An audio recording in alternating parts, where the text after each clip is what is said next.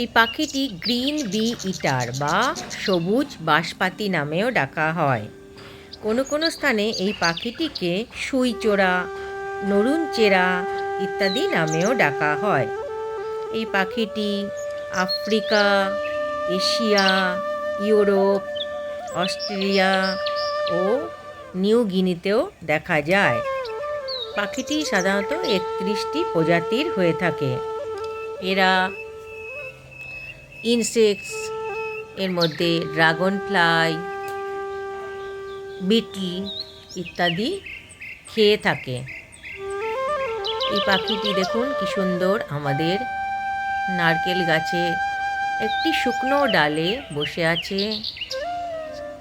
এই পাখিটি আরও একটি পাখি এসে উড়ে বসবে, দেখবেন একটু পরেই আপনারা দেখতে পাবেন।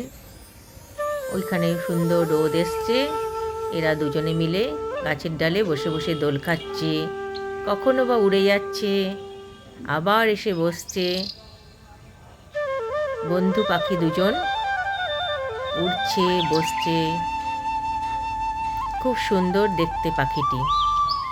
মাথার দিকটা একটু সবুজের মধ্যে ছাই ছাই, আর বডিটাও ছাই কালারের, এই সবুজ কালারের, খুব সুন্দর দেখতে।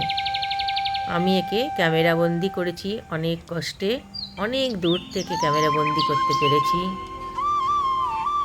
ভয় পাচ্ছিলাম যদি উড়ে পালিয়ে যায় তাহলে তো আর ক্যামেরায় ধরা দেবে না, তাই অনেক দূর থেকে একে ক্যামেরায় ধরার চেষ্টা করেছি।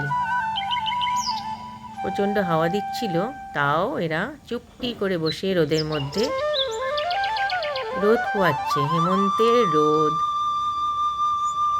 এরা গায়ে মাখছে। কখনো উড়ে গিয়ে পোকা ধরছে, কখনো বসে দোল খাচ্ছে। সুন্দর দুটি পাখি। এখন একটি বসে আছে আর একটি উড়ে চলে গেছে। দেখুন বন্ধুরা কি সুন্দর পাখিটি। ধন্যবাদ বন্ধুরা, আমার এই ভিডিওটি দেখার জন্য সবাইকে ধন্যবাদ জানাই, সবাইকে প্রভাতী শুভেচ্ছা জানাই। সকলে ভালো থাকুন, আনন্দে থাকুন, প্রকৃতির সঙ্গে একাত্ম হয়ে মিলেমিশে থাকুন।